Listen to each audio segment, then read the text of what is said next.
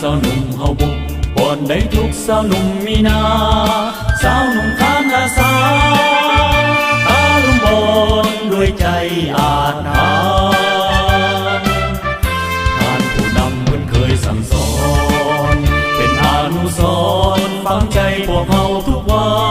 นภูเขาจะสูงทะเลจะกว้างใหญ่ถ้าเฮาตัดสินใจเกือนผู้ลงทมก็ได้สาวหนุ่มลาวหักเสื้อเพลงสาวมีความสามารถอาจทานสานใสใต้การนำพาที่สลาดสงสัยสาวหนุ่มลาวเข้าไปสู่ใสสง่างาม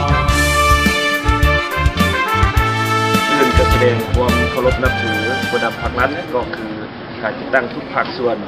รวมถึงพ่อแม่ประชาชนและเพื่อนสหายสาวหนุ่มทั้งหลายอีกเทื่อนึงเนาะสาวหนุ่มลาวพวกเขาภายใต้ภารกิจคำขวัญมาสาวหนุ่มตะลุมบอนร่วมใจช่วยผู้ประสบภัยน้ำท่วมในครั้งนี้ก็คือมูลเสื้อของสาวหนุ่มของในปี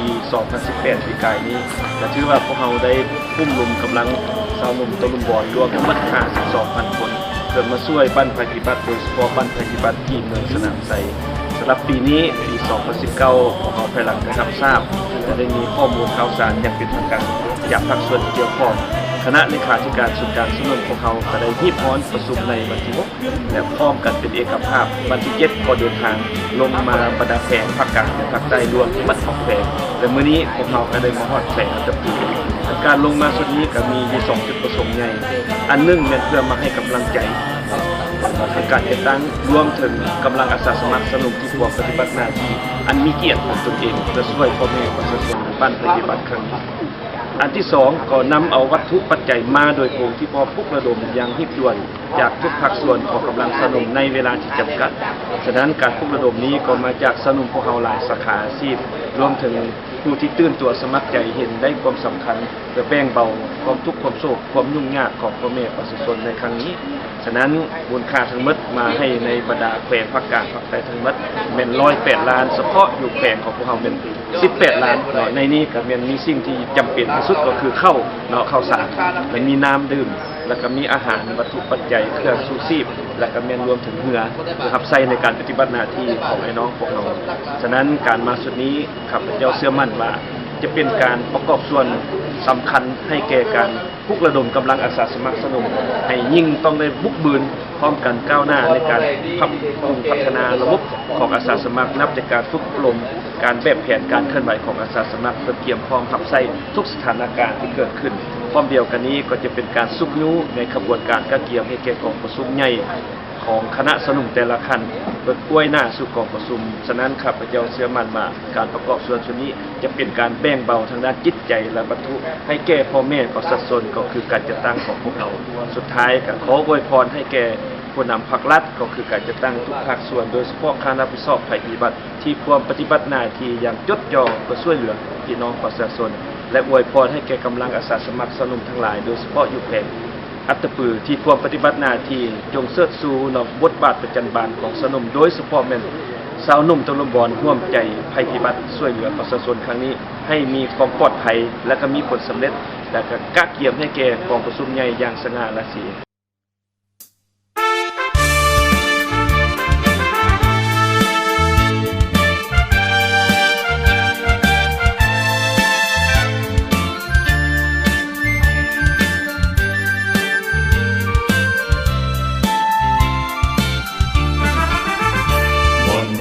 สาวหนุ่มเฮาบุกบอนได้ทุกสาวหนุ่มมีนา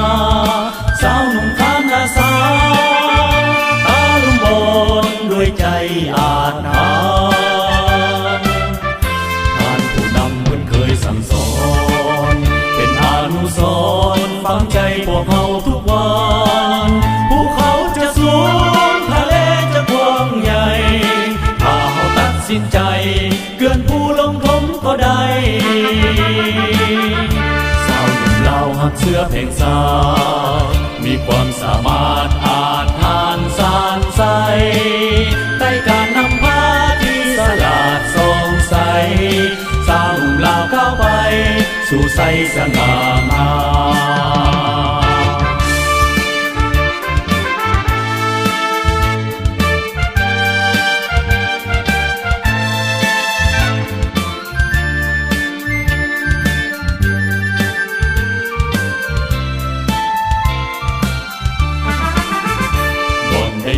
าวหนุ่มเฮาบุกบอนได้ทุกสาวหนุ่มมีนา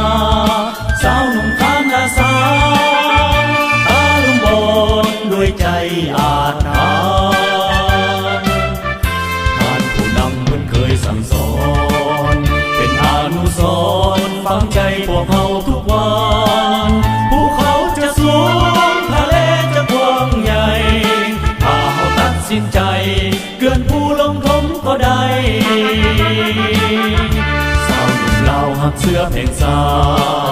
มีความสามารถอาจหานสานใสได้การนำพาที่สลาดสองใสสาวหนุ่มลาวเข้าไปสู่ใสสง่างาม